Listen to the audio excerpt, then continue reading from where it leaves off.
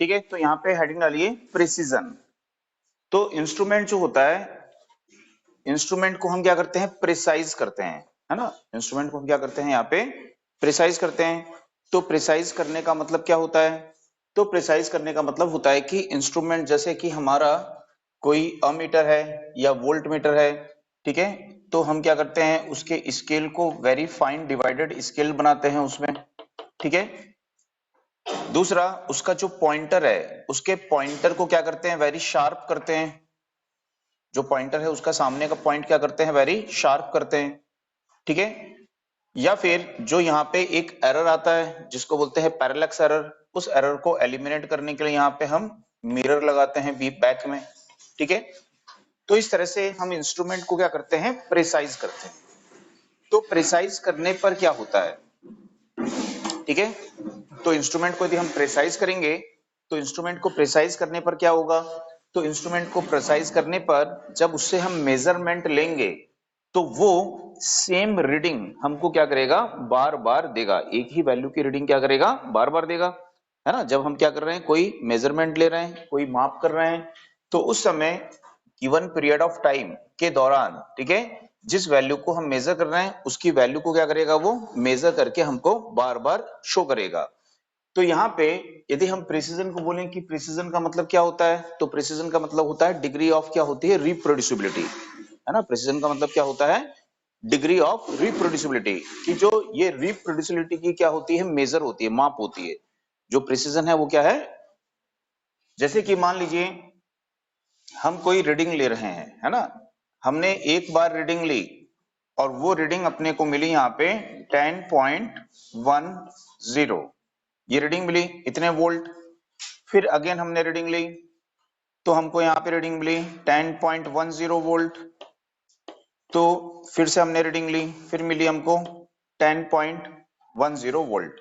तो हम क्या बोलेंगे कि यहाँ पे क्या मिल रही है हमको, रिप्रोड्यूसिबिलिटी हो रही है। मतलब ये इंस्ट्रूमेंट कैसा है, यहाँ पे प्रिसाइज इंस्ट्रूमेंट है। बात समझ में आई कि ये इंस्ट्रूमेंट कैसा है, प्रिसाइज इंस्ट्रूमेंट है, ठीक है।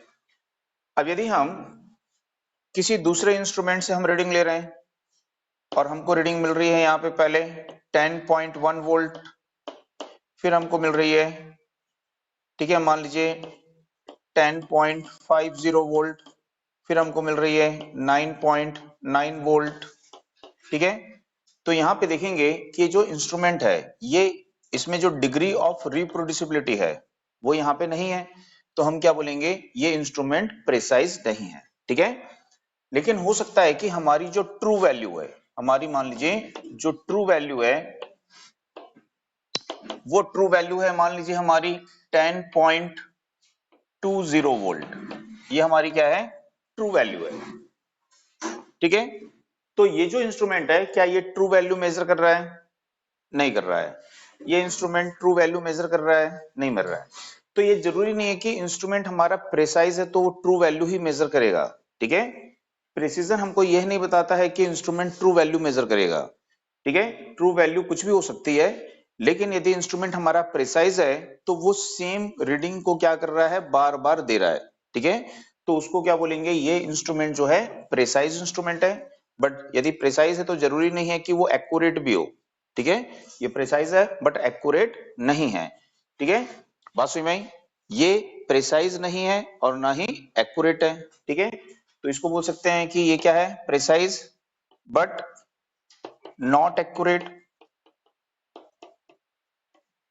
ठीक है। और ये ना तो प्रिसाइज है और ना ही क्या है, ये एक्यूरेट है, ठीक है। नाइदर प्रिसाइज नॉर एक्यूरेट, ठीक है।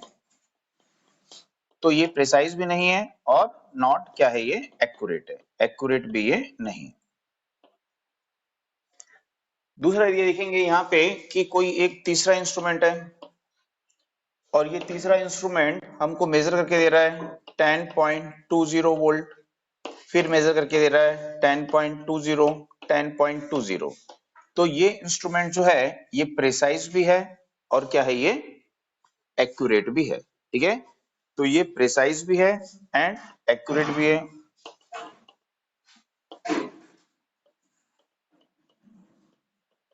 ठीक। तो ये प्रेसाइज है बट एक्यूरेट नहीं है, ठीक है। ये यहाँ पे प्रिसाइज भी है और क्या है, एक्यूरेट भी है। तो समझ में आ गया, प्रिसाइज का मतलब क्या होता है, डिग्री ऑफ क्या होती है, रिप्रोड्यूसिबिलिटी को शो करता है, ठीक है। तो इसमें नोट करिएगा, इसमें लिखिएगा it is it is a it is a measure of it is a measure of the reproducibility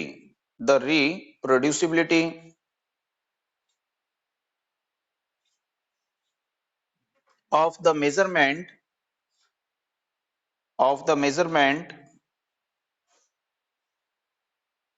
that is given a fixed value of that is given a fixed value of a quantity comma precision is a measure of is a measure of the degree of agreement within a group of a group of measurement,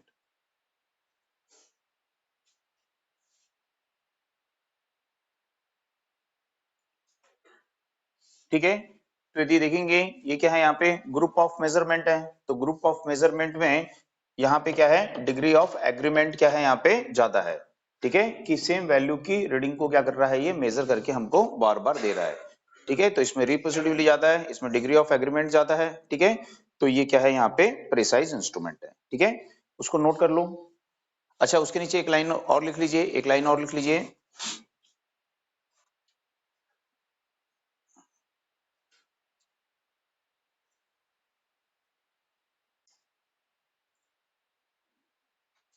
precise instrument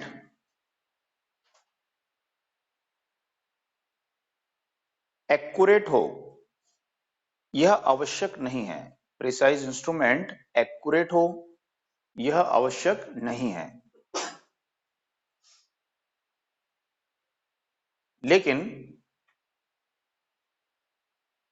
accurate instrument precise होता है, लेकिन accurate instrument precise होता है,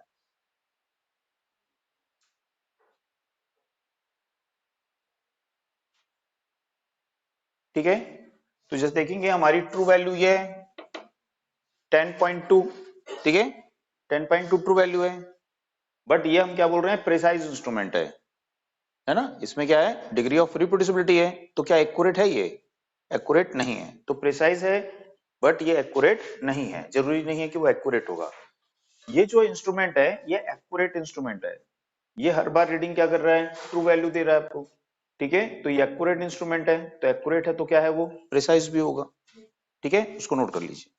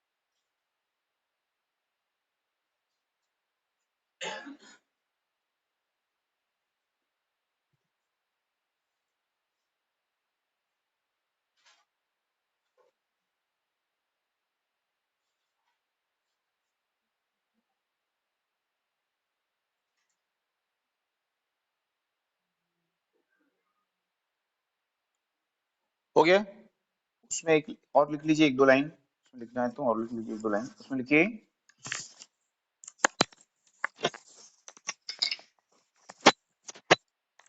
instrument को precise करने के लिए, instrument को प्रेसाइज करने के लिए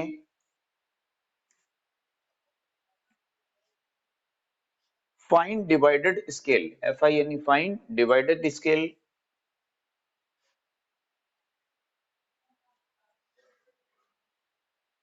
ठीक है।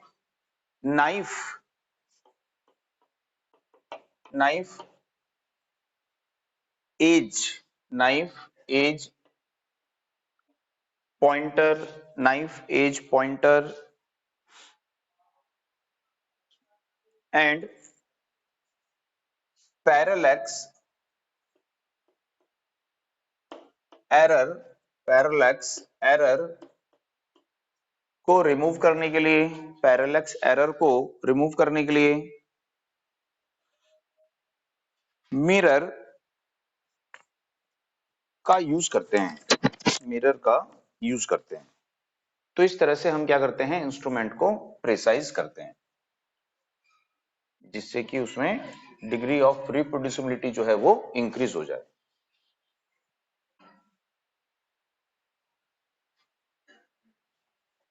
इसके बाद में देखेंगे सेंसिटिविटी।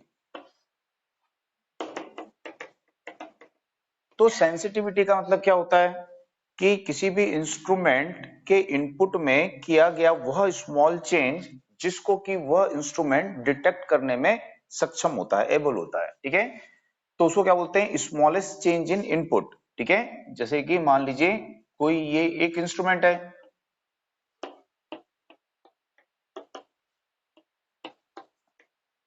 अब ये जो इंस्ट्रूमेंट है, इस इंस्ट्रूमेंट में हम क्या करेंगे, यहाँ पे एक स्मॉलेस्ट चेंज यहाँ पे करेंगे। जैसे कि इसका पॉइंटर यदि मान लीजिए अभी यहाँ पे है, इस पॉइंट पे है, ठीक है। अब यहाँ पे कोई करंट फ्लो हो रही है 1.1 एम्पियर मान लो, ठीक है। और हम यहाँ पे इनपुट में क्या करते हैं, स्मॉलेस्ट चेंज करते हैं, स्मॉलेस्ट चेंज कर दिए 1.11 एम्पियर, ठीक है। तो चेंज कितना हुआ, तो चेंज हुआ 0.01 एम्पियर, ये चेंज हुआ। तो इस चेंज को ये इंस्ट्रूमेंट क्या करता है, डिटेक्ट कर लेता है, और डिटेक्ट करके हमको आउटपुट में डिफ्लेक्शन दे देता है, ठीक है। बात समझ में आ रही है। तो हम क्या बोलेंगे, इस वैल्यू को इसने क्या कर लिया, यहाँ पे सेंस कर लिया, तो ये इसकी क्या हो गई, सेंसिटिविटी हो गई। हो सकता है कि कोई दूसरा इंस्ट्रूमेंट है, उस इंस्ट्रूमेंट में भी 1.1 एम्पियर की करंट फ्लो हो रही है, बट उसको हमने 1.12 एम्पियर इतना चेंज किया, तो चेंज इन इनपुट क्या है, 0.02 एम्पियर है, बट उसके आउटपुट में कोई चेंज नहीं हो रहा है, ठीक है। तो हम क्या बोलेंगे कि इसकी सेंसिटिविटी क्या है, कम है, ठीक है। तो यहाँ पे ये इंस्ट्रूमेंट इसकी तुलना में स्मॉलेस्ट चेंज को डिटेक्ट कर लेता है, ठीक है, और उसको आउटपुट में हमको क्या देता है, डिफ्लेक्ट करके देता है। तो जो इंस्ट्रूमेंट स्मॉलेस्ट इनपुट चेंज को डिटेक्ट कर लाए और आउटपुट में उसका डिफ्लेक्शन देता है, उसको क्या बोलेंगे हम, उसकी सेंसिटिविटी क्या है, हायर है, ठीक है। या फिर सेंसिटिविटी को दूसरे वर्ड में बोल सकते हैं कि सेंसिटिविटी क्या है, रेशियो है, ठीक है। Change in output to the change in input, कि आउटपुट में कितना चेंज होता है जब हम इनपुट में चेंज करते हैं, तो उन दोनों का रेशियो भी क्या होता है, सेंसिटिविटी होता है, ठीक है। तो उसमें नोट करिएगा, उसमें लिखिएगा, it is the smallest, it is the smallest change, it is the smallest change in input, smallest change in input which a meter, which a meter is able, able to detect, which a meter is able to detect, ठीक है। तो smallest change है input में जिसको कि metre क्या है, detect करने में सक्षम है। अब यहाँ पे सेंसिटिविटी को दूसरे वर्ड में क्या बोल सकते हैं, तो सेंसिटिविटी को बोल सकते हैं हम यहाँ पे change in output to the change in input, तो इसको बोल सकते हैं यहाँ पे sensitivity.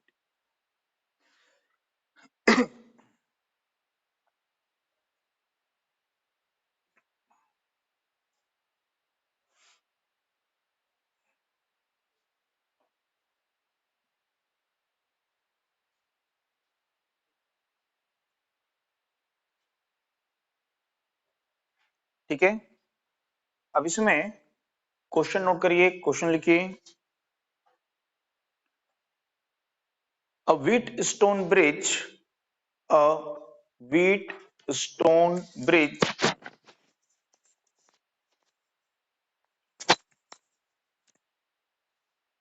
require a Wheatstone bridge required a change of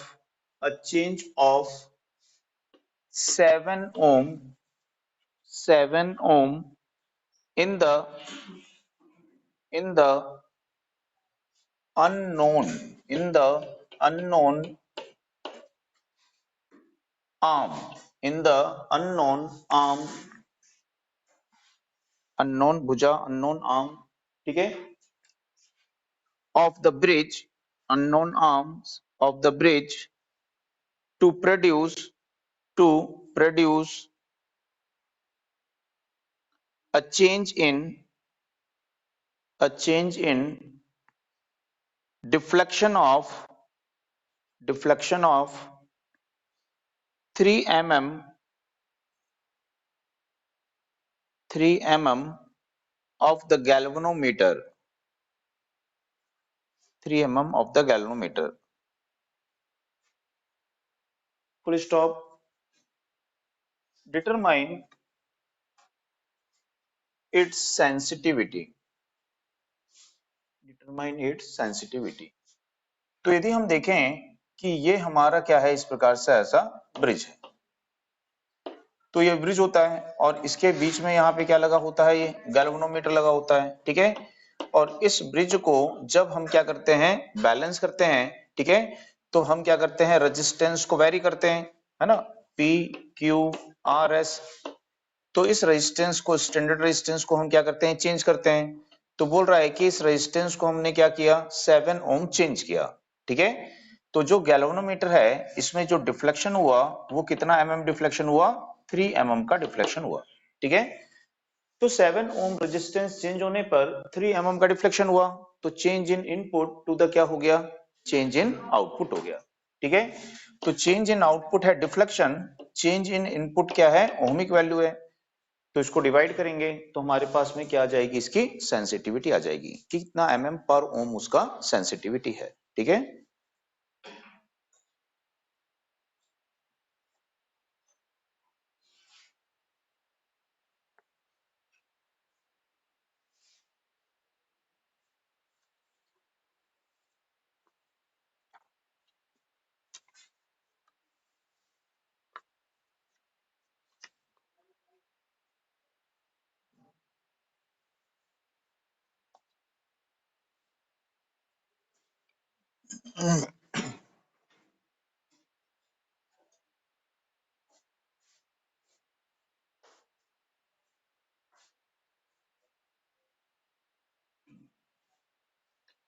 ठीक है,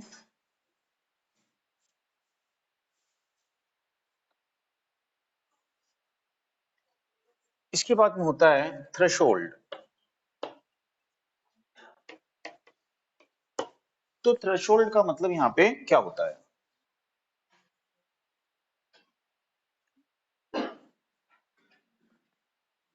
तो थ्रेशोल्ड का मतलब क्या होता है कि मान लीजिए ये हमारा पॉइंटर है, अब ये पॉइंटर कहाँ पे है, 0 पोजीशन पे है, ठीक है। अब यहाँ पे जो इनपुट क्वांटिटी है, मान लीजिए हमारी इनपुट क्वांटिटी है करंट है। अब इस इनपुट क्वांटिटी को हम कहां से इंक्रीज करेंगे, 0 से, ठीक है। तो इस इनपुट क्वांटिटी को जब हम 0 से वेरी ग्रेजुअली, बहुत धीरे धीरे क्या कर रहे हैं, इंक्रीज कर रहे हैं, तो हमने देखा कि इसको 0 से हमने इंक्रीज किया 1 मिली एम्पियर, ठीक है, 2 milli ampere, 3 milli ampere, 4 milli ampere, 5 milli ampere.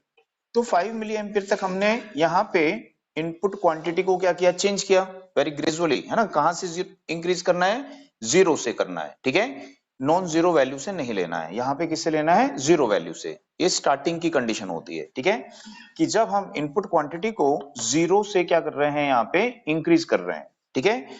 तो हमने इस इनपुट क्वांटिटी को 5 मिली एम्पियर तक इंक्रीज किया, तो हमने देखा कि यहाँ पे आउटपुट में कोई भी चेंज हमको डिटेक्ट नहीं हुआ, ठीक है।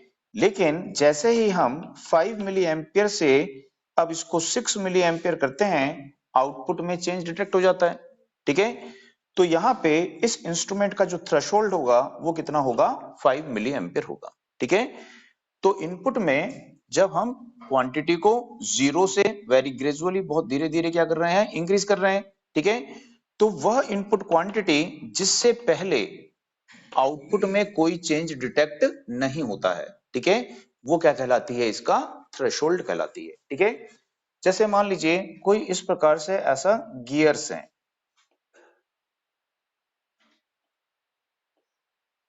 ठीक है, ये ट्रेन ऑफ गियर्स है यहाँ पे इस प्रकार से, ये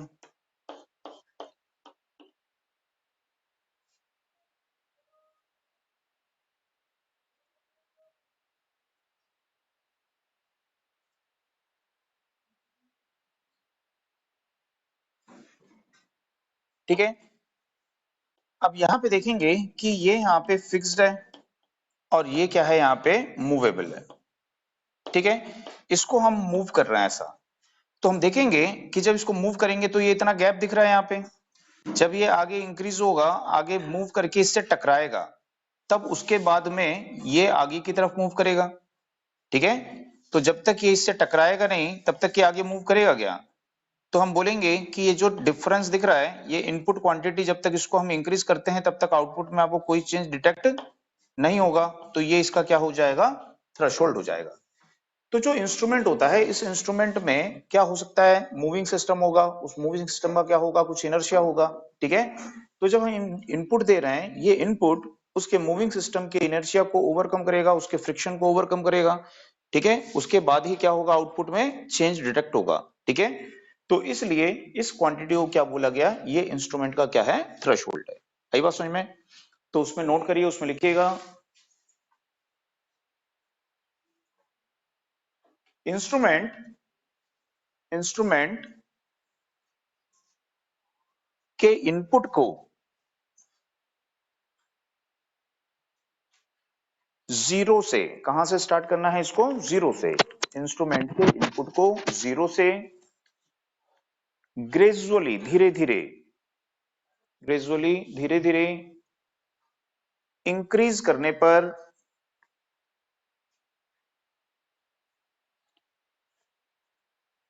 वह मिनिमम इनपुट वैल्यू, वह मिनिमम इनपुट वैल्यू जिससे पहले आउटपुट में कोई चेंज डिटेक्ट नहीं होता है,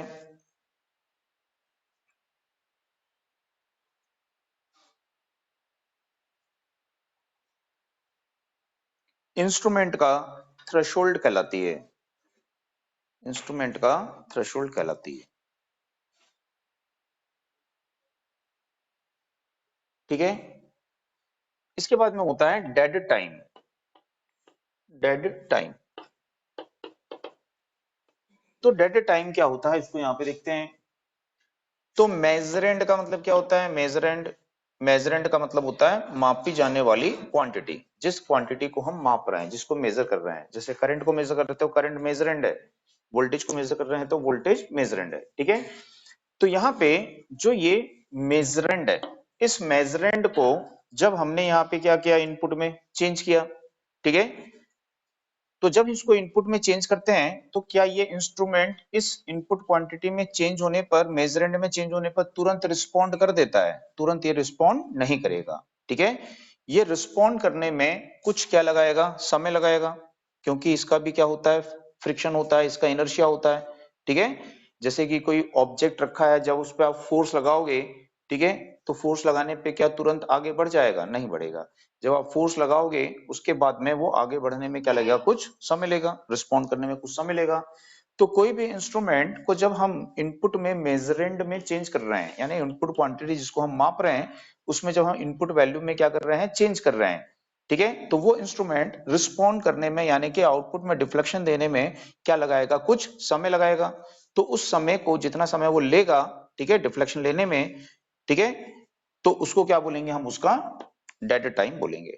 डेड टाइम मतलब इंस्ट्रूमेंट जो है इनपुट क्वांटिटी चेंज होने पर, मेजरेंट को चेंज होने पर, ठीक है, रिस्पॉन्ड करने में क्या लगा रहा है, वहां पे समय लगा रहा है, तुरंत वो रिस्पॉन्ड नहीं कर रहा है।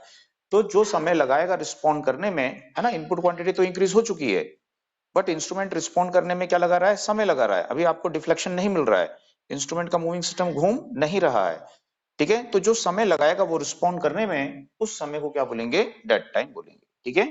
तो उसमें नोट करिएगा, उसमें लिखिएगा time required by time required by a measurement system, a measurement system to to begin to begin to respond to begin to respond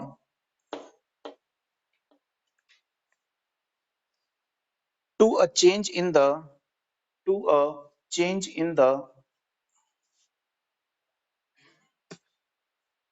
measurand to a change in the measurand measurand यानी मापी जाने वाली quantity.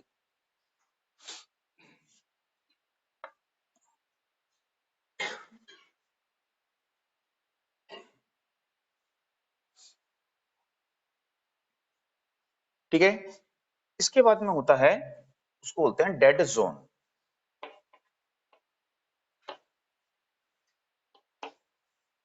तो dead zone का मतलब क्या होता है यहाँ पे, अब यहां पे जैसे कि हमने लिया था, तो कहां से लिया था, जीरो वैल्यू से, जीरो वैल्यू से लिया था। जीरो वैल्यू से हमने क्या किया था, इनपुट को ग्रेजुअली इंक्रीज किया था।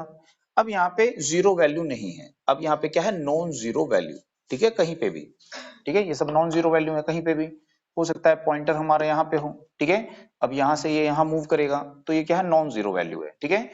तो आप देखेंगे कि नॉन जीरो वैल्यू पे जब इंस्ट्रूमेंट होगा, ठीक है, तो इनपुट में कितना लार्जेस्ट चेंज करना पड़ेगा, ठीक है, इनपुट में कितना लार्जेस्ट चेंज करना पड़ेगा, जिससे पहले कि आउटपुट में हमको कोई डिफ्लेक्शन प्राप्त नहीं होता है, ठीक है।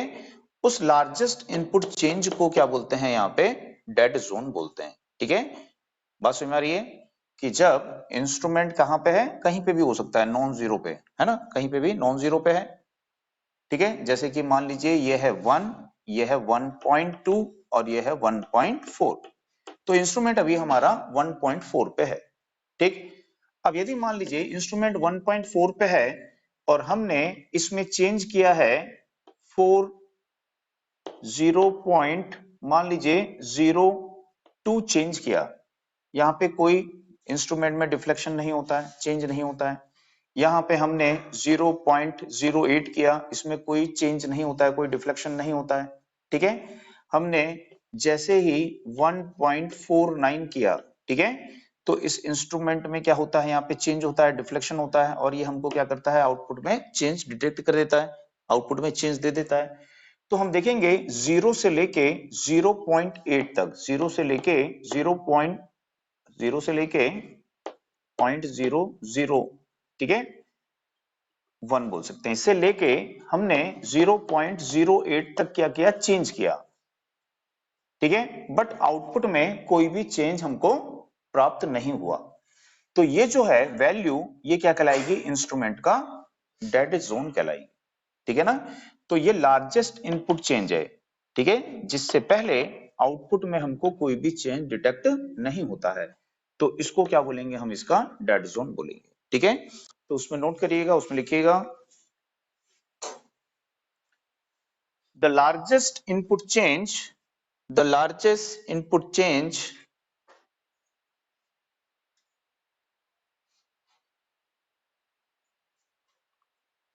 Of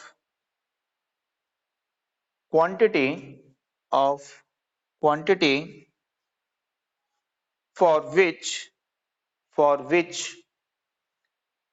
there is for which there is no output, no output of the instrument, there is no output of the instrument, for which there is no output of the instrument, ठीक है, एक question लिखिए, the dead zone, the dead zone in a certain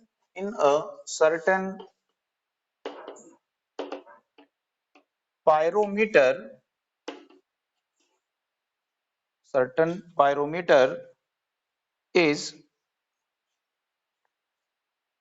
0.125% 5% of spawn, full stop. The calibration is 400 degrees Celsius, 400 degrees Celsius. The calibration is 400 degrees Celsius TO2, 600 degrees Celsius, 600 नहीं, 1000 degrees Celsius, 1000 degrees Celsius, full stop.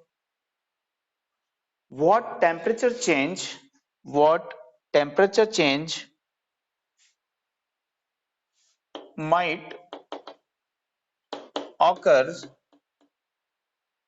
what temperature change might occur before which, before which, before which it is detected, before which it is detected, ठीक है। तो इसको detect करने से पहले temperature में कितना चेंज होना चाहिए, ठीक है। तो पायरोमीटर क्या होता है, पायरोमीटर का यूज हम काय के लिए करते हैं, टेम्परेचर मेजरमेंट के लिए करते हैं, ठीक है। तो पायरोमीटर जो होते हैं फर्नेसेस वगैरह में, ठीक है, टेम्परेचर मेजरमेंट के लिए इनको यूज किया जाता है। तो बोल रहा है कि पायरोमीटर जो है इसका डेड जोन क्या है, तो 0.125% ऑफ क्या है, स्पैन। तो पायरोमीटर की रेंज क्या है, तो इसकी रेंज है 400 degree Celsius to 1000 degree Celsius. तो ये इसकी क्या है, रेंज है, ठीक है। तो इसका स्पैन निकाल सकते हैं, स्पैन और रेंज अपन पढ़े थे। तो स्पैन क्या होता है, मैक्सिमम माइनस क्या होता है, मिनिमम। तो ये हो गया इसका स्पैन। तो इसका स्पैन कितना आएगा, 600 डिग्री सेल्सियस, ठीक है। तो वहां पे बोल रहा है कि इसके स्पैन का कितना है, ये 0.125%। तो ये क्या हो गया, इसका डेड जोन हो गया, ठीक है। तो इतना चेंज होने पर ही आउटपुट में क्या होगा, चेंज डिटेक्ट होगा। तो इसको यहाँ पे कैंसिल कर दीजिए, ठीक है। तो कितना आ जाएगा ये, तो ये आ जाएगा 0.75 डिग्री सेल्सियस। तो यदि इनपुट में इतना चेंज होगा, ठीक है, उसके बाद ही आउटपुट में क्या होगा, आपको चेंज डिटेक्ट होगा। यदि इनपुट में इतना चेंज नहीं होगा तब तक आउटपुट में कोई भी चेंज डिटेक्ट नहीं होगा, ठीक है। तो ये नॉन जीरो वैल्यू से होता है, ठीक है। और थ्रेशोल्ड जो होता है वो जीरो वैल्यू से होता है, जब इंस्ट्रूमेंट को जस्ट हम जीरो वैल्यू से स्टार्ट करते हैं, ठीक है। तो वो थ्रेशोल्ड जो होता है वो स्मॉलेस्ट चेंज होता है ना, और ये क्या होता है, लार्जेस्ट चेंज होता है।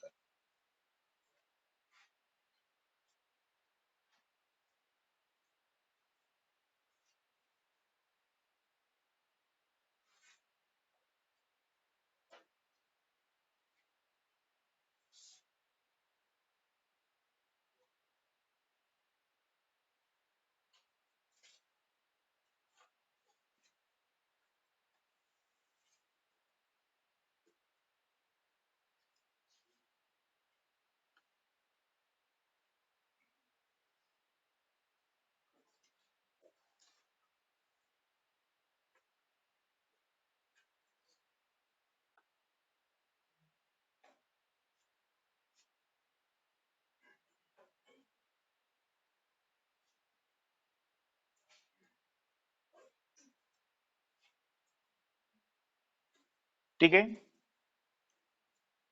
अब इसके बाद में देखेंगे यहाँ पे एक होता है रिजोल्यूशन।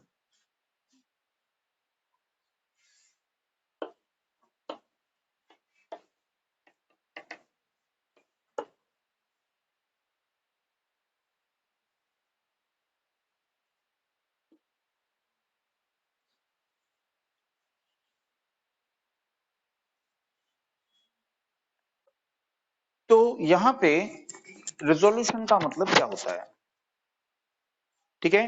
तो ये वीडियो डिस्कनेक्ट होने वाला है, ठीक है। तो रिजोल्यूशन यहाँ पे देखते हैं। तो रिजोल्यूशन का क्या मतलब होता है कि जैसे मान लीजिए हमारा कोई ये एक इंस्ट्रूमेंट है, मान लीजिए कोई हमारा ये वोल्ट मीटर है। अब वोल्ट मीटर में हम क्या करते हैं, इस प्रकार से इस स्केल में यहाँ पे इस प्रकार से डिवीजन किए, ठीक है। अब यहाँ पे इसको क्या करते हैं, और डिवीजन में क्या करते हैं, स्मॉल डिविजन यहाँ पे बनाते हैं इस प्रकार से, ठीक है। तो यदि हम देखें कि यहाँ पे ये जो वैल्यू है ये 0 है, 0 के बाद में जो वैल्यू आएगी वो 0.2 आएगी, फिर उसके बाद में वैल्यू आएगी 0.4, देन 0.6, 0.8 और फिर क्या आएगा, 1 आएगा, ठीक है। यदि यहाँ पे बोला जाए कि यहाँ पे इनपुट को जब हम इंक्रीज करेंगे, जो इनपुट क्वांटिटी है मान लीजिए वोल्टेज है, इस इनपुट क्वांटिटी को जब हम यहाँ पे इंक्रीज करेंगे, कहीं पे भी जीरो हो या नॉन जीरो हो कहीं पे भी, जब इस इनपुट क्वांटिटी को हम इंक्रीज करेंगे, ठीक है, तो हमको इनपुट क्वांटिटी में मिनिमम इतना चेंज करना पड़ेगा 0.2 वोल्ट, ठीक है। तो स्मॉलेस्ट इंक्रीमेंट इन क्या है, ये इनपुट क्वांटिटी है। इस इनपुट क्वांटिटी को जब चेंज होगा तो इंस्ट्रूमेंट का पॉइंटर कहां पे आ जाएगा, इस पोजीशन पे। तो ये इस क्वांटिटी को क्या कर सकता है, मेजर कर सकता है कि नहीं। अब यदि मान लीजिए हमने इसमें इनपुट क्वांटिटी में जो चेंज हुई वैल्यू वो है 0.3 है, तो ये पॉइंटर यहाँ पे कहीं पे आएगा बीच में, ऐसा बीच में आएगा इसके यहाँ पे ऐसा, ठीक है, दोनों के। तो क्या हम इसको सर्टेनिटी से मेजर कर सकते हैं, इसको निश्चिंत होकर हम मेजर कर सकते हैं कि ये वैल्यू एक्यूरेट है, तो ये हम नहीं बोल सकते हैं, ठीक है। तो यहाँ पे जितने स्टेप्स मिनिमम बने हुए हैं उतने मिनिमम इनपुट इंक्रीमेंट को ही ये सर्टेनिटी से क्या कर सकता है, मेजर कर सकता है। बात समझ में आई। तो वो इसका क्या कहलाएगा, रिजोल्यूशन कहलाएगा। तो यदि हम इस इंस्ट्रूमेंट का रिजोल्यूशन देखें तो वो रिजोल्यूशन क्या होगा इसका, कि स्मॉलेस्ट इनपुट चेंज क्या हो सकता है, जैसे कि 0.4 है और ये क्या था 0.2 है, तो दोनों का डिफरेंस कितना आएगा, 0.2 वोल्ट। तो ये इसका क्या होगा, रिजोल्यूशन होगा, ठीक है। यदि हमको इंस्ट्रूमेंट के रिजोल्यूशन को क्या करना है, इंक्रीज करना है, तो रिजोल्यूशन को इंक्रीज करना है तो हम क्या करेंगे, इस इंस्ट्रूमेंट के स्केल की लेंथ को बढ़ा देंगे। तो यदि इंस्ट्रूमेंट के स्केल की लेंथ को हम बढ़ा देते हैं, तो हमने यहाँ पे 1 2 3, ठीक है, ये था अपना 0, ये है 4, तो हम देखेंगे कि हमारे पास में ये जो स्पैन है, ये स्पैन क्या होगा, बढ़ जाएगा। तो इसमें जो डिवीजन है वो डिवीजन अब क्या कर सकते हैं, हम यहाँ पे ज्यादा डिविजन बना सकते हैं।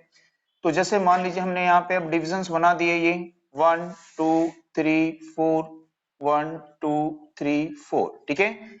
अब यहाँ पे जो ईच डिवीजन होगा वो 0.1 का होगा, देन 0.2 का होगा, 0.3 का होगा। अब ये इंस्ट्रूमेंट, ठीक है, सर्टेनिटी से कितनी स्मॉलेस्ट इनपुट इंक्रीमेंट को मेजर कर सकता है, तो ये इतने स्मॉलेस्ट इनपुट इंक्रीमेंट को मेजर कर सकता है। तो इसका रिजोल्यूशन क्या होगा, 0.1 वोल्ट होगा। तो इसका रिजोल्यूशन बेटर है इन कंपैरिजन टू, ठीक है, इस इंस्ट्रूमेंट। बात समझ में आ गई। तो रिजोल्यूशन का मतलब क्या हो गया, स्मॉलेस्ट इनपुट इंक्रीमेंट है ये, जिसको कि इंस्ट्रूमेंट सर्टेनिटी से मेजर कर सकता है, निश्चिंतता से वो निश्चित होकर मेजर कर सकता है, ठीक है। तो उस स्मॉलेस्ट इनपुट इंक्रीमेंट को क्या बोलते हैं, उसका रिजोल्यूशन, जिसको इंस्ट्रूमेंट निश्चिंतता से सर्टेनिटी से मेजर कर सकता है। आई बात समझ में। तो उसमें नोट करिएगा, उसमें लिखिएगा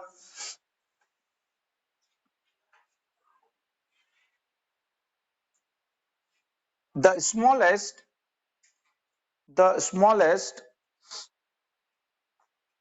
increment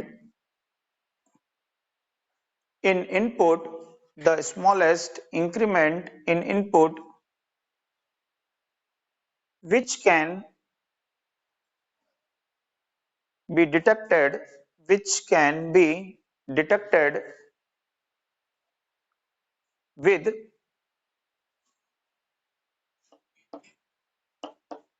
certainty by an instrument certainty by an instrument is its resolution.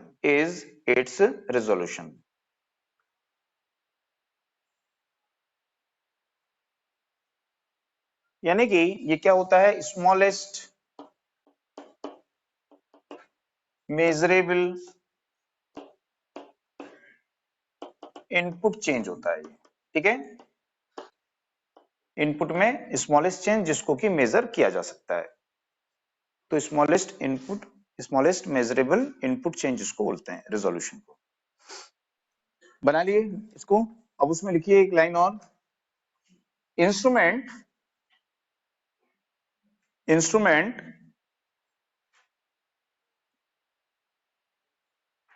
के रेजोल्यूशन को इंस्ट्रूमेंट के रेजोल्यूशन को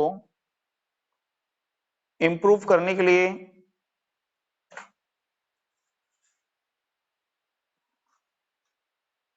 लॉन्गर लेंथ स्केल का यूज करते हैं, लॉन्गर लेंथ स्केल का यूज करते हैं।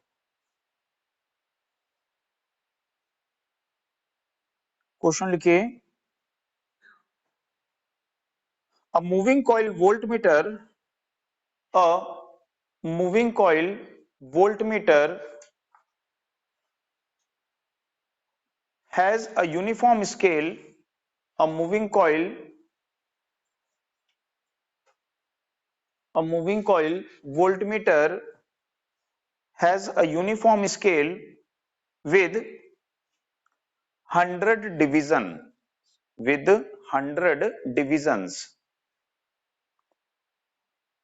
comma, the full scale reading is 200 volt. The full scale reading is 200 volt and 1/10 1/10 and 1/10 1/10 of a scale division, 1/10 of a scale division can be estimated with a fair degree of certainty, full stop. Determine the resolution of the instrument. Determine the resolution of the instrument. ठीक है, उसको बनाइए।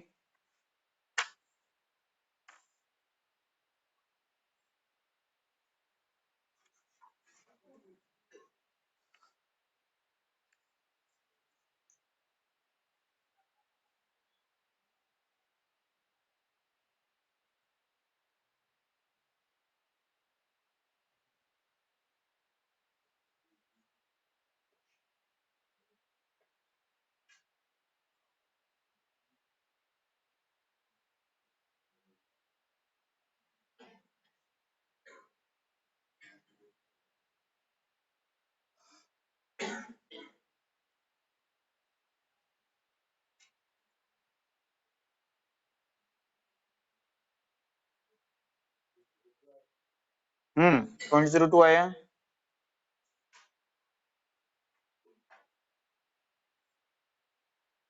ठीक है, समझ में आया सबको।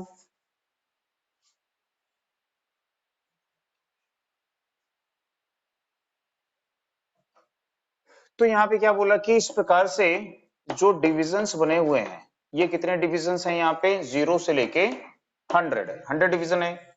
और वोल्ट मीटर कितने वोल्ट का है, ये 200 वोल्ट का है। तो इच स्टेप जो हो गई, इस डिवीजन जो होगा वो कितनी वैल्यू का होगा, यहाँ पे 2 वोल्ट का होगा, ठीक है। तो यहाँ पे अपन बोल सकते हैं कि वोल्ट पर डिवीजन, ठीक है। तो वोल्ट पर डिवीजन क्या होगी यहाँ पे, 200 वोल्ट अपॉन 100, तो यहाँ पे आ जाएगा 2 वोल्ट पर डिवीजन आ जाएगा। ठीक है, यानी कि यहां से यहां तक की वैल्यू कितनी होगी, 2 वोल्ट होगी। अब इसका जो रिजोल्यूशन है, ठीक है, तो रिजोल्यूशन क्या बोला, 1/10 ऑफ स्केल डिवीजन। ठीक है, तो 1/10 यहाँ पे, तो स्केल डिवीजन कितना है, 2 वोल्ट है, पर स्केल डिवीजन कितना है, 2 वोल्ट है, तो कितना हो जाएगा 0.2 वोल्ट इसका क्या होगा, रेजोल्यूशन होगा। यानी कि यहाँ पे इस प्रकार से जो स्टेप्स बने होंगे 0.2 वोल्ट इसका रेजोल्यूशन होगा। तो इस प्रकार से जो स्टेप्स बने होंगे वो 0.2, फिर 0.4, 0.6, इस प्रकार से 2 तक ये स्टेप्स यहाँ पे बने होंगे। ठीक है,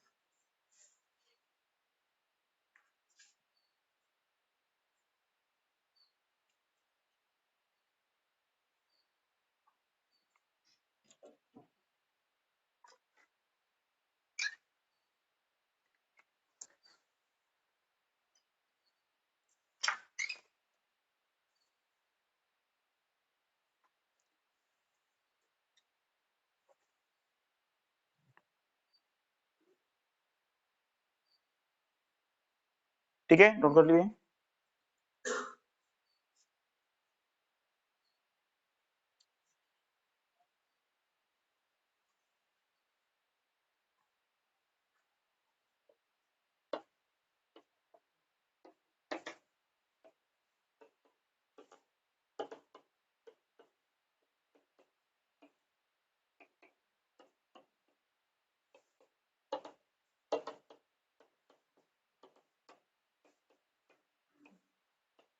ठीक है, यदि कोई डिजिटल वोल्टमीटर है या डिजिटल डिस्प्ले है तो उसका रिजोल्यूशन कैसे होता है ना, उसके रिजोल्यूशन को हम कैसे डिटरमाइन करते हैं। ठीक है, जैसे देखें कि हमारे पास में 3 डिजिट है, ये 3 डिजिट, ठीक है, और 0 to 1 volt range volt meter है। तो 3 डिजिट है मींस इसका जो डिस्प्ले होगा, इसका डिस्प्ले इस प्रकार से होगा, इसमें यहाँ पे इस प्रकार से जो डिजिट बने हुए होंगे वो कितने डिजिट बने होंगे, यहाँ पे 3 डिजिट्स बने होंगे। तो 3 डिजिट डिस्प्ले है ये, यहाँ पे लगा होगा पॉइंट। ठीक है, अब यदि हम इस डिस्प्ले से, 3 डिजिट डिस्प्ले है यहाँ पे, ठीक है, तो यहाँ पे 3 डिजिट 0 to 1 वोल्ट रेंज अपने पास में वोल्ट मीटर है। अब यदि इससे हम किसी वैल्यू की वोल्टेज को मेजर करते हैं, ठीक है, तो जब ये रीडिंग चेंज करेगा तो रीडिंग कैसे चेंज करेगा ये, ठीक, इसके बाद में ये 0 है ना, ये सभी क्या है, 0 है, तो लाइन हटा देते हैं, ये सभी यहाँ पे 0 है। फिर उसके बाद में यदि देखेंगे कि ये वैल्यू को चेंज करेगा तो कितना करेगा ये 2, फिर वैल्यू चेंज करेगा तो वैल्यू चेंज कितना करेगा यहाँ पे 3।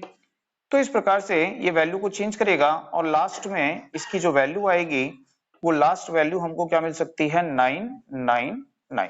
ठीक है, तो हम जरूर बोलते हैं कि ये 0 to 1 volt range volt meter है, बट ये 0 to क्या मेजर कर सकता है, 0.999 वोल्ट मेजर कर सकता है। यानी कि ये 0 to 999 मिली वोल्ट तक की वोल्टेज को मेजर कर सकता है। ठीक है, ये 1 वोल्ट को मेजर करने में कैपेबल नहीं होता है। ठीक है, लेकिन बोला जाता है 0 to 1 volt range volt meter उसको बोलते हैं। तो यदि इसका रिजोल्यूशन हम देखेंगे तो इसका रिजोल्यूशन क्या होगा, तो स्मॉलेस्ट इंक्रीमेंट इन क्या है, इनपुट है, जिसको कि ये सर्टेनिटी से मेजर कर सकता है। तो स्मॉलेस्ट इनपुट चेंज क्या आएगा इसमें, इन दोनों का डिफरेंस ले लेते हैं, तो इन दोनों का डिफरेंस कितना आएगा, तो 0.001, ये इसका क्या आएगा, रेजोल्यूशन आएगा। इतना स्मॉलेस्ट इनपुट चेंज होगा जिसको वो सर्टेनिटी से क्या कर सकता है, मेजर कर सकता है। इससे कम वैल्यू को मेजर नहीं कर सकता है, तो ये इसका क्या आता है, रेजोल्यूशन आता है। ठीक है, तो यहाँ पे हमने देखा ये 3 digit 0 to 1 volt range volt meter था। तो यहाँ पे हम क्या करते हैं, इस डिस्प्ले को, इस इंस्ट्रूमेंट को ओवर रेंजिंग करते हैं। ओवर रेंजिंग करने के लिए इसमें क्या करते हैं, एक डिजिट को और ऐड कर देते हैं और उस डिजिट को क्या बोला जाता है, हाफ डिजिट। ठीक है, ये जो डिजिट होते हैं जो पॉइंट के राइट साइड में है, इन डिजिट को बोला जाता है एक्टिव डिजिट। इसको क्या बोलते हैं, एक्टिव डिजिट। अब ओवर रेंजिंग जब हम करते हैं तो ओवर रेंजिंग करने के लिए डिस्प्ले में क्या कर देते हैं, एक डिजिट को और इंक्रीज कर देते हैं इस प्रकार से। तो ये जो डिस्प्ले है इसमें हमने ओवर रेंजिंग की, एक एक्स्ट्रा डिजिट को हमने क्या कर दिया, इसमें पॉइंट के किस साइड में, लेफ्ट साइड में इसको ऐड कर दिया। ठीक है, तो ये जो डिजिट होती है इस डिजिट को क्या बोलते हैं, हाफ डिजिट। जो हाफ डिजिट है, ये जो हाफ डिजिट है इसका यूज केवल काय के लिए करते हैं, 0 या 1 को रिप्रेजेंट करने के लिए। ये सिर्फ क्या शो करेगी, 0 या 1। तो ये हाफ डिजिट होती है। और ये जो तीनों हैं इन तीनों को क्या बोलते हैं, एक्टिव डिजिट या फुल डिजिट।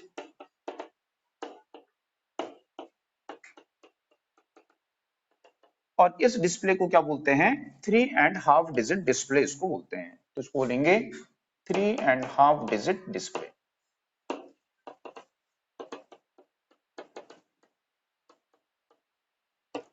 ठीक है, तो अब यहां पे देखेंगे कि ये जो डिस्प्ले है कितनी वैल्यू को मेजर कर सकता है, इसका रिजोल्यूशन यहाँ पे क्या होगा। तो इसका रिजोल्यूशन क्या होगा, मान लीजिए ये 0 ही रहेगी, 0.001 हो जाएगा ये। ठीक है, फिर 0.00 क्या हो जाएगा, ये 2 हो जाएगा। ठीक है, फिर 0.003 हो जाएगा। फिर लास्ट में इसमें देखेंगे क्या आ सकता है, 1.999। ठीक है, तो हमने एक हाफ डिजिट को ऐड करके इसको क्या कर दिया, ओवर रेंजिंग कर दिया, जो कि 0 से 999 मिली वोल्ट तक मेजर कर सकता था, 1 वोल्ट भी नहीं मेजर कर सकता था। अब वो 0 से लेके 1.999 वोल्ट तक क्या कर सकता है, मेजर कर सकता है। आई बात समझ में। तो यहाँ पे इसका रिजोल्यूशन क्या होगा, तो ये आपको यहाँ पे याद रखना है, बहुत इजी है और इसमें से न्यूमेरिकल्स भी आते हैं। ठीक है, कि इसका जो रिजोल्यूशन होता है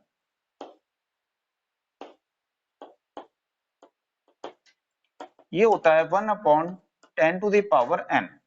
जो n है ये है नंबर ऑफ एक्टिव डिजिट।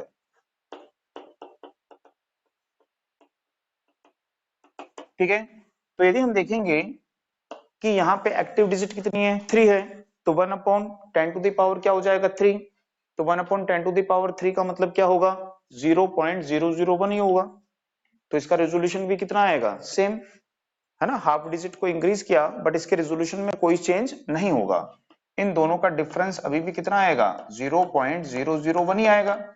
तो इसका रेजोल्यूशन कितना आएगा, अभी भी 0.001 आएगा। तो रेजोल्यूशन में तो कोई चेंज नहीं होता है, बट हमने क्या कर दिया, उसकी रेंज को बढ़ा दिया। तो उसको क्या बोलेंगे, हमने क्या कर दिया, उसको ओवर रेंजिंग कर दिया। ठीक है, तो यहाँ पे इसका जो रेजोल्यूशन होता है वो क्या हो जाएगा, 1/10⁻n। n क्या होता है, नंबर ऑफ एक्टिव या फुल डिजिट होता है। ठीक है, तो मैंने आपको रेजोल्यूशन निकालने के लिए पूछेगा इसका, तो रेजोल्यूशन निकालने के लिए इस फार्मूले को आपको याद रखना है। ठीक है, ठीक है, उसमें नोट करिएगा, उसमें लिखिएगा डिजिटल डिस्प्ले में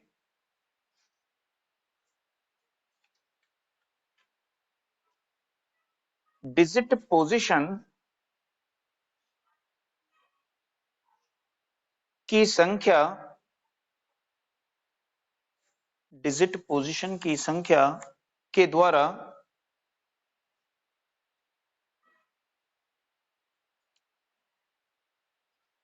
या डिजिट की संख्या के द्वारा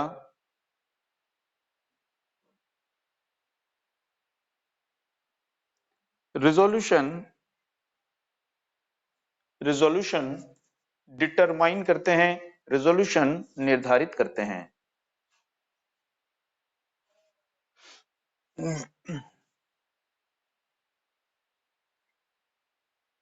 ठीक, नेक्स्ट के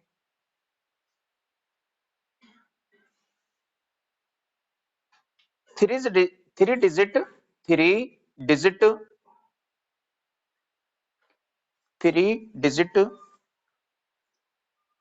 0 से 1 वोल्ट, 0 से 1 वोल्ट रेंज वोल्ट मीटर केवल 0 से 999 मिली वोल्ट, 0 से 999 मिली वोल्ट तक की वैल्यू इंडिकेट कर सकता है, दर्शा सकता है।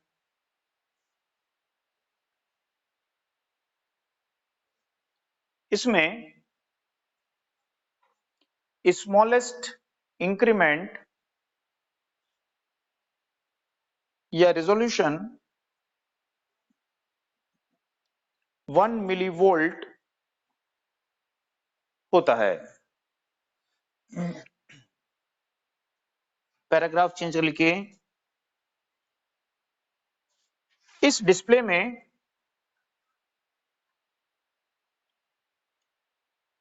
एक फोर्थ डिजिट, एक चौथी डिजिट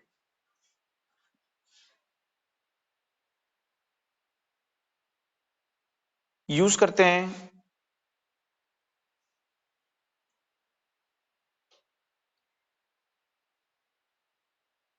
ये केवल 0 या 1 डिजिट इंडिकेट करने के लिए, डिजिट दर्शाने के लिए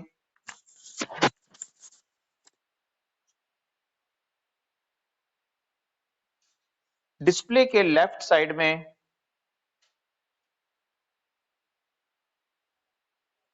यूज की जाती है।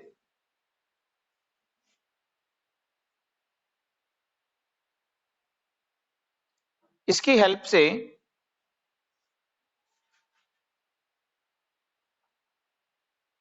वन पॉइंट 999 वोल्ट तक की वैल्यू मेजर कर सकते हैं।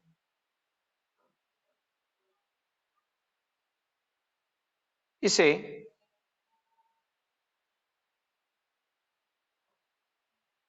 ओवर रेंजिंग डिस्प्ले कहते हैं। ओवर रेंजिंग डिस्प्ले कहते हैं।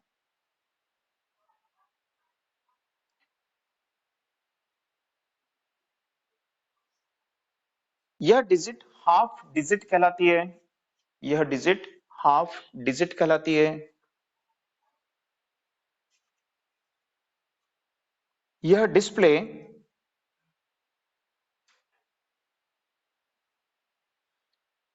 3.5 डिजिट डिस्प्ले कहलाता है।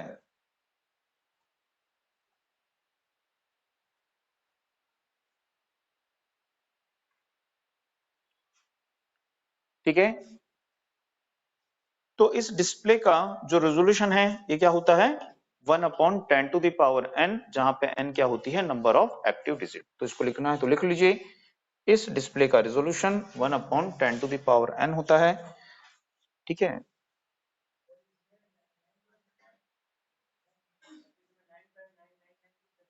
नहीं, जो हाफ डिजिट यूज करते हैं वो केवल किसके लिए यूज करते हैं, 0 या 1 के लिए। ठीक है, उससे ज्यादा के लिए उसको यूज नहीं किया जाता है। ठीक है, उसमें नोट करिए क्वेश्चन। तो क्वेश्चन ऐसे पूछेगा, what is the resolution of what is the resolution of a 3.5 digit display? What is the resolution of 3.5 digit display? तो 3 क्या है उसमें, नंबर ऑफ एक्टिव डिजिट है। 3 क्या है उसमें, नंबर ऑफ एक्टिव डिजिट है, फुल डिजिट है। तो रेजोल्यूशन क्या होगा, तो रेजोल्यूशन हो जाएगा इसका 1/10⁻³ हो जाएगा। ठीक है, यानी कि 0.001 इसका रेजोल्यूशन हो जाएगा।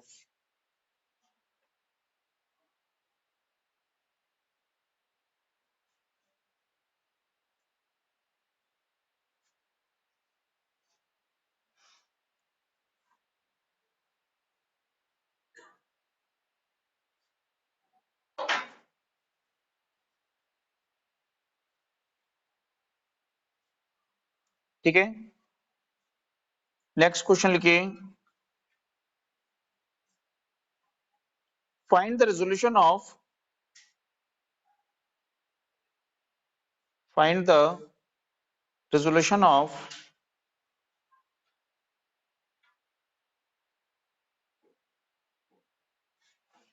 4.5 डिजिट वोल्टमीटर, 4.5 डिजिट वोल्टमीटर, ठीक है। तो 4.5 डिजिट का कितना हो जाएगा, है ना, 1/10⁴ हो जाएगा, ठीक है।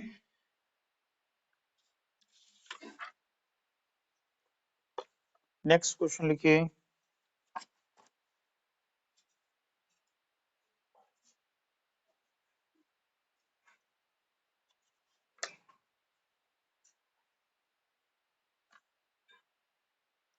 A digital voltmeter,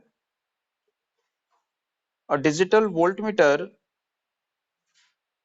has a digital voltmeter has a readout range, readout range from 0 to 4 times 9, 0 to 4.9 count. 4.9 को ऐसे लिखा है, ये 4, ये ऐसा, ठीक है। तो 0 to 4.9 यानी 9 पॉइंट हो गई, 9.999, है ना। काउंट्स डिटरमाइन द, अच्छा ये ऐसे ही है, ठीक है, ऐसे ही है, ये आगे लिखा है। Counts full stop determine the resolution of the, determine the resolution of the instrument, determine the resolution of the instrument in volt, in volt when the full scale reading, when the full scale reading is 9.999। तो full scale reading है 9.999, तो इसका resolution निकालने के लिए बोला है, ठीक है। तो ये जो डिजिट हैं, इन डिजिट को क्या बोलोगे, एक्टिव डिजिट। तो 1/10⁻³ क्या हो जाएगा, 3 हो जाएगा।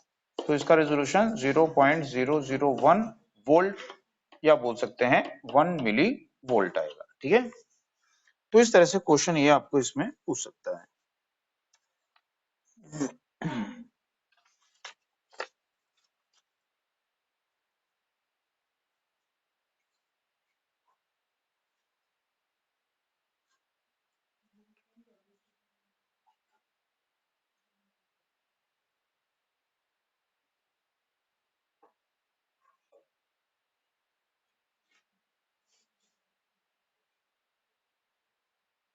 ठीक है, अब इसके बाद में देखेंगे यहाँ पे एफिशिएंसी ऑफ इंस्ट्रूमेंट।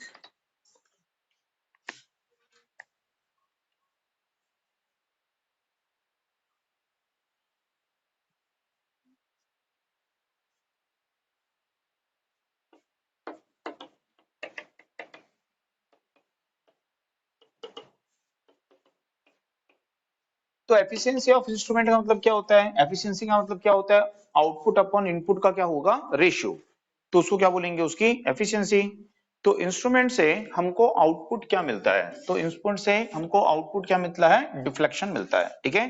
कि जैसे कि हमारा कोई अमीटर है, वोल्ट मीटर है ना, और ये इंस्ट्रूमेंट का क्या है, फुल स्केल है, ये 0 है, ये फुल स्केल है।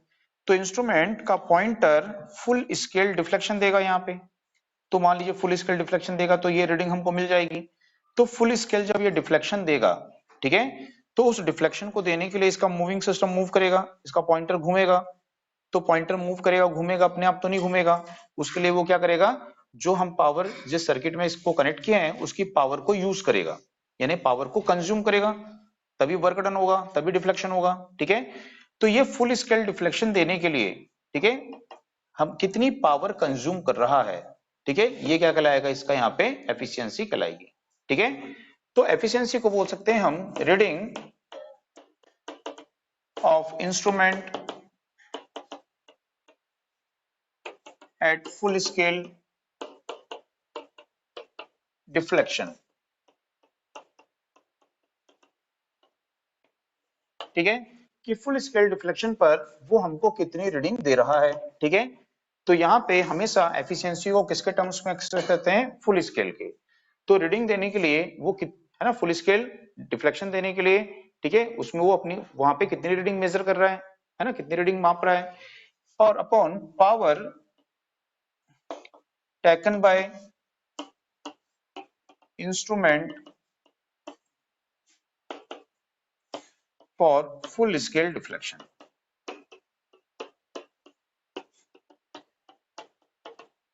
ठीक है, तो यदि मान लीजिए कोई इंस्ट्रूमेंट है, फुल स्केल डिफ्लेक्शन है 200 वोल्ट उसका, ये 200 वोल्ट है, तो 200 वोल्ट फुल स्केल डिफ्लेक्शन देने के लिए वो पावर ले रहा है यहाँ पे, ठीक है, 10 मिली वॉट, और कोई दूसरा इंस्ट्रूमेंट है वो फुल स्केल डिफ्लेक्शन देने के लिए पावर ले रहा है 20 मिली वॉट। तो हम देखेंगे कि इसकी एफिशिएंसी ज्यादा होगी और उसकी एफिशिएंसी क्या होगी, कम होगी।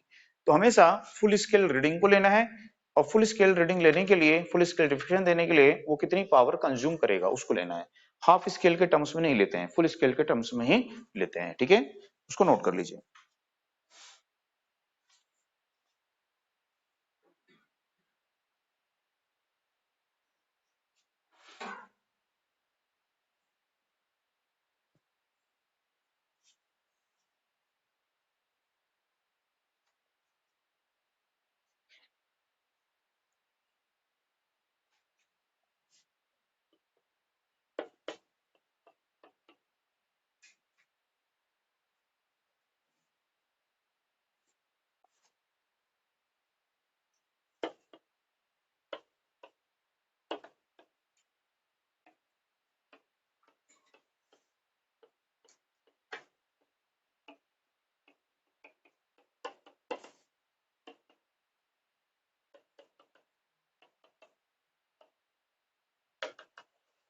तो यहाँ पे देखेंगे नल और डिफ्लेक्शन टाइप जो इंस्ट्रूमेंट होते हैं इनके मध्य क्या कंपैरिजन होता है। ठीक है, उसको यहाँ पे देखेंगे। ठीक है, अब नल टाइप इंस्ट्रूमेंट किसको बोलते हैं। ठीक है, ऐसे इंस्ट्रूमेंट जिसमें हमको मेजरमेंट जो होता है वो नल पोजीशन पे प्राप्त होता है। इंस्ट्रूमेंट की नल पोजीशन यानी क्या होती है, शून्य अवस्था, जीरो पोजीशन। ठीक है, तो जैसे हम देखते हैं कि ब्रिज जो होता है, ठीक है, ब्रिज में जब हम क्या करते हैं, अननोन रेजिस्टेंस होता है, ये अननोन रेजिस्टेंस है ये, और ये स्टैंडर्ड रेजिस्टेंस है। ठीक है, तो यहाँ पे हम क्या लगाते हैं, गैल्वेनोमीटर लगाते हैं। तो हम देखते हैं कि जब ये ब्रिज बैलेंस कंडीशन में होता है तब हम इस अननोन रेजिस्टेंस की वैल्यू को मेजर करते हैं, है कि नहीं। हमको रीडिंग कब मिलती है, जब ब्रिज बैलेंस कंडीशन में होता है, तब हमको अननोन रेजिस्टेंस की वैल्यू पता चलती है। पर उस समय ये गैल्वेनोमीटर जो होता है वो क्या शो कर रहा होता है, तो वो शो कर रहा होता है, गैल्वेनोमीटर की करंट है जीरो, यानी कि जीरो, यानी कि नल पोजीशन। तो इसको क्या बोलेंगे, नल टाइप इंस्ट्रूमेंट है। ठीक है, इसी तरह से आगे देखेंगे पोटेंशियोमीटर होता है। तो ये जो पोटेंशियोमीटर होता है ये भी क्या है, नल टाइप इंस्ट्रूमेंट है। नल पोजीशन पे ही हमको क्या मिलता है, मेजरमेंट मिलता है। तो इस प्रकार के जो इंस्ट्रूमेंट होते हैं जिनमें हमको रीडिंग या मेजरमेंट जो है नल पोजीशन पे प्राप्त होता है उसको क्या बोलते हैं, नल टाइप इंस्ट्रूमेंट बोलते हैं। तो नल टाइप इंस्ट्रूमेंट जो होते हैं ये कंपैरिजन मेथड पर बेस्ड होते हैं। ठीक है, तो इसलिए ये क्या होते हैं, मोर सेंसिटिव एंड एक्यूरेट होते हैं in comparison to deflection type instrument. ठीक है, पर ये डायनामिक रिस्पांस के लिए सुटेबल नहीं होते हैं। डायनामिक रिस्पांस का मतलब क्या है, ठीक है, वेरिएबल क्वांटिटी है ना, variation in quantity with respect to time. यदि कोई क्वांटिटी टाइम के रिस्पेक्ट में लगातार चेंज होती है तो उसको क्या बोलते हैं, डायनामिक। और यदि कोई स्थिर रहती है टाइम के रिस्पेक्ट में तो उसको क्या बोलते हैं, स्टडी कंडीशन। ठीक है, स्टडी क्वांटिटी। तो यहाँ पे डायनामिक रिस्पांस के लिए सुटेबल नहीं होता है, यानी कि यदि इनपुट क्वांटिटी में लगातार चेंज करें तो नल पोजीशन चेंज होते रहेगी, तो ये फिर उसके लिए सुटेबल नहीं होता है। ठीक है, तो जो डिफ्लेक्शन टाइप इंस्ट्रूमेंट होते हैं ये इसके कंपैरिजन में ज्यादा एक्यूरेट या सेंसिटिव नहीं होते हैं, बट वो क्या होंगे, डायनामिक रिस्पांस के लिए सुटेबल होते हैं। यदि इनपुट क्वांटिटी में चेंज होगा तो वो इंस्ट्रूमेंट क्या करेंगे, आउटपुट क्वांटिटी को लगातार चेंज करते रहेंगे। तो जैसे कि हमारा अमीटर होता है, वोल्ट मीटर होता है, तो इसमें स्केल होता है यहाँ पे ये, और ये पॉइंटर होता है। जब यहाँ पे इनपुट क्वांटिटी में चेंज होता है 1 एम्पियर, 2 एम्पियर, 3 एम्पियर, तो पॉइंटर 1 एम्पियर पे आएगा, चेंज होगा, 2 एम्पियर पे आएगा, चेंज होगा, 3 एम्पियर पे, फिर चेंज हुआ 2 एम्पियर पे। तो यहाँ पे इसको क्या बोलेंगे कि यहाँ पे टाइम के रिस्पेक्ट में क्वांटिटी चेंज हो रही है, डायनामिक कंडीशन है, तो यहाँ पे ये अपनी पोजीशन को भी क्या करता है, चेंज करता है, और पॉइंटर के डिफ्लेक्शन के द्वारा हमको मेजरमेंट क्वांटिटी की वैल्यू को मेजर करके शो करता है। तो इस प्रकार के इंस्ट्रूमेंट को क्या बोलते हैं, डिफ्लेक्शन टाइप इंस्ट्रूमेंट। तो ये डायनामिक रिस्पॉन्स के लिए सुटेबल होते हैं। ठीक है, तो उसमें नोट करिएगा, उसमें लिखिएगा वे इंस्ट्रूमेंट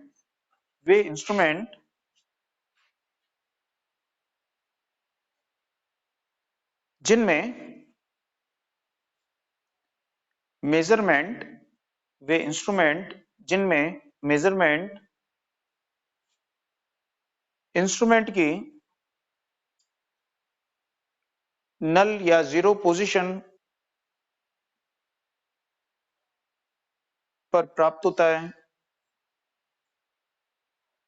मेजरमेंट इंस्ट्रूमेंट की नल या जीरो पोजीशन पर प्राप्त होता है, नल टाइप इंस्ट्रूमेंट कहलाते हैं।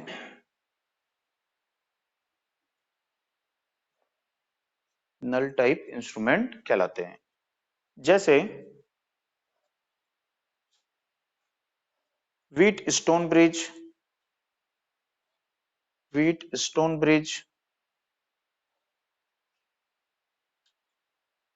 कैल्विन डबल ब्रिज,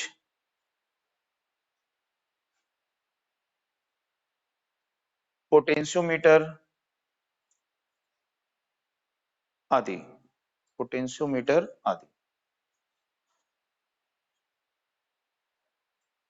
नेक्स्ट के पैराग्राफ चेंज करके वे इंस्ट्रूमेंट जिनमें मेजरमेंट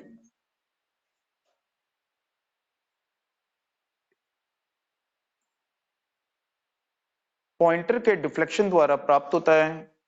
वे इंस्ट्रूमेंट जिसमें मेजरमेंट पॉइंटर के डिफ्लेक्शन द्वारा प्राप्त होता है।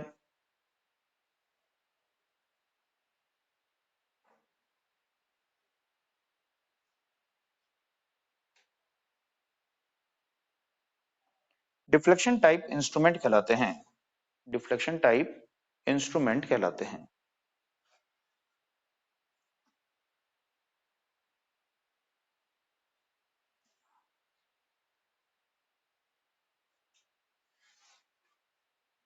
नेक्स्ट के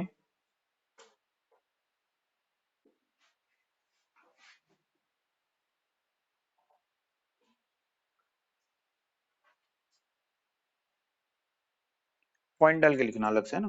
सुन लिखिए नल टाइप इंस्ट्रूमेंट कॉमा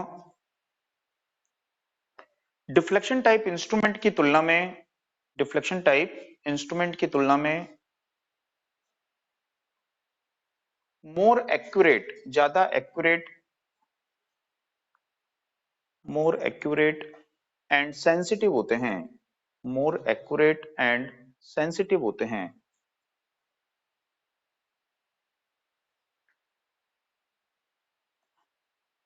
ठीक है। नेक्स्ट के deflection type instrument, deflection type instrument dynamic response के लिए, डायनामिक रिस्पांस के लिए नल टाइप इंस्ट्रूमेंट से, नल टाइप इंस्ट्रूमेंट से मोर सुटेबल होते हैं। नल टाइप इंस्ट्रूमेंट से मोर सुटेबल होते हैं। ठीक है, बाकी अब इसमें नेक्स्ट क्लास में देखते हैं कल।